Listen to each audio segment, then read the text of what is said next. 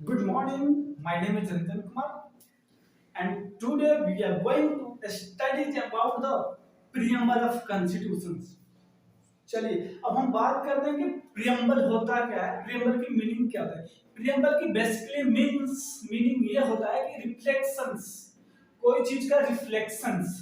जैसे इसीलिए हम क्या कहते हैं, it is a identity cards of constitutions. हम अपने प्रियम्बल को अपने कॉन्स्टिट्यूशन की आइडेंटिटी कार्ड्स कहते हैं, क्योंकि वो हमारे कॉन्स्टिट्यूशन की एक रिफ्लेक्शंस इसको पढ़ने से आती है।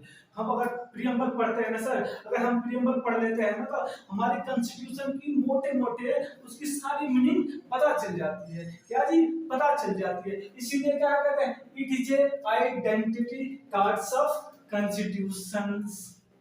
क्लियर। चलिए अब हम सेकंड पॉइंट को डिस्कस करते हैं। It is not a justiciables. हमारे कॉन्स्टिट्यूशंस क्या है, नन सॉरी हमारे प्रियम्बल क्या है, नन जस्टिसिएबल्स है। एग्जाम में पूछा गया है क्वेश्चंस। अब हम थर्ड पॉइंट का डिस्कस करते हैं। It is amendable. क्या हमारे प्रियम्बल अमेंडेबल है सर? कितनी बार एग्जाम में यह भी पूछा गया है कि प्रियम्बल इज अमेंडेबल और नॉट। तो आइए हम बात करते हैं। By the 42 constitutional amendment act in 1976 which added three new words, socialist, secular and integrity, जिससे हमें यह पता चलता है कि हमारे कॉन्स्टिट्यूशन, हमारे प्रियम्बल जो है एक बार 1976 में क्या अमेंड किया जा चुका है। क्या जी, 1976 में हमारे जो प्रियम्बल को एक बार अमेंड किया जा चुका है। इसका मतलब यह है सर, इसे फ्यूचर में भी क्या अमेंड कर सकते हैं। क्लियर। अगर आपसे कोई पूछे हमारे जो प्रियम्बल है क्या अमेंडेबल है या नहीं, तो आपको धड़ से बता देंगे बिना किसी समय लिए हुए। अब बता देंगे सर हमारे जो कॉन्स्टिट्यूशन है ना 1976 में एक बार अमेंड हो चुका है, जिसके द्वारा हमें तीन न्यू वर्ड्स जुड़े हैं, सोशलिस्ट, सेकुलर एंड इंटीग्रिटी। इससे हमें यह पता चलता है सर कि हमारे कॉन्स्टिट्यूशन फ्यूचर में भी अमेंड किया जा सकता है। हमारे क्या प्रियम्बल फ्यूचर में भी अमेंड किया जा सकता है। क्लियर।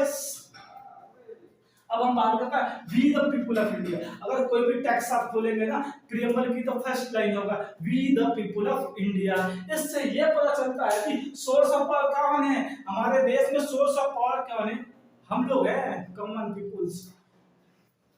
चलिए, we the people of India having the solemnly resolve to constitute India into a sovereign, socialist, secular, democratic republic and to secure to all its citizens। इसका मतलब क्या होता है जी, हम कसम खाते हैं सर कि हमने देश को, अपने देश को क्या बनाएंगे, सोवरेन बनाएंगे, सोशलिस्ट बनाएंगे, सेकुलर बनाएंगे, डेमोक्रेटिक बनाएंगे, डेमोक्रेटिक रिपब्लिक बनाएंगे and to secure to all its citizen, सारे नागरिकों के लिए। तो चलिए हम बात करते हैं, किसके बात करते हैं, सोवरेन। सबकी एक एक करके सबकी मीनिंग हम बताएंगे। चलिए अब सोवरेन का मतलब क्या होता है जी, सोवरेन का मतलब ये होता है सर, कोई भी देश है ना अपनी एक्सटर्नल अफेयर चाहे इंटरनल अफेयर वो खुद क्या करेगी, खुद डील करेगी। दूसरा कोई देश उसमें इंटरफेयर नहीं करेगा, कोई इंटरफेयर नहीं करेगा उसकी डिसीजन मेकिंग में, उसकी खुद की डिसीजन होगी अपने एक्सटर्नल अफेयर को और एक्सटर्नल अफेयर को और इंटरनल अफेयर को सॉल्व आउट करने में। यही मीनिंग होता है सोवरेन का। अब हम बात करते हैं सोशलिस्ट के। सोशलिस्ट का मीनिंग ये होता है जी, distribution of resources in the society. उससे क्या होता है जी, अगर हम रिसोर्सेज को डिस्ट्रीब्यूट करते हैं अपने सोसाइटी में, उससे क्या होगी, पॉवर्टी कम होगी, क्या जी, गरीबी दूर होगी, और क्या होगा जी, और क्या होगा उसमें इनइक्वालिटी ऑफ सोसाइटी जो है हमारे वो भी कम होगा जी। सोशलिस्ट का यही मीनिंग होता है, अगर distribution of resources in the society में करते हैं तो गरीबी भी कम होगी, क्या जी, गरीबी कम होगा सर, गरीबी कम होगा और इसके साथ साथ इनइक्वालिटी भी मिनिमाइज हो जाएगा और कंसंट्रेशन ऑफ वेल्थ, यानी कंसंट्रेशन ऑफ वेल्थ भी कम होना बंद कम हो जाएगा। क्लियर। अब हम बात करते हैं सेकुलर। सेकुलर का मीनिंग क्या होता है जी, सेकुलर का मीनिंग होता है जी no discrimination against any person on the name of religions.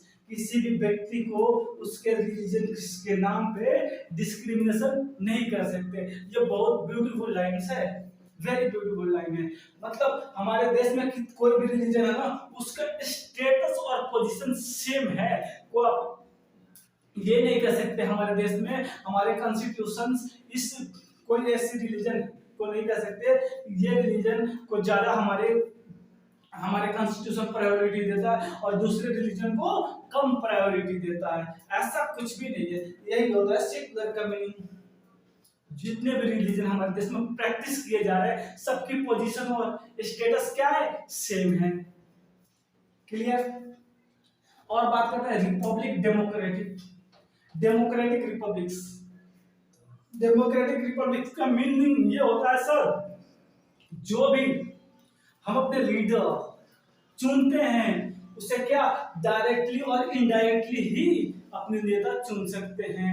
यही मीनिंग होता है डेमोक्रेटिक रिपब्लिक का। मीनिंग ये होता है जो भी अपने हम लीडर चुनेंगे, जो भी हम अपने लीडर चुन कर भेजते हैं वो डायरेक्टली हो या इनडायरेक्टली इलेक्शन के द्वारा ही चुना जाता हो, चुना गया हो, उसी को क्या कहते हैं, डेमोक्रेटिक रिपब्लिक्स।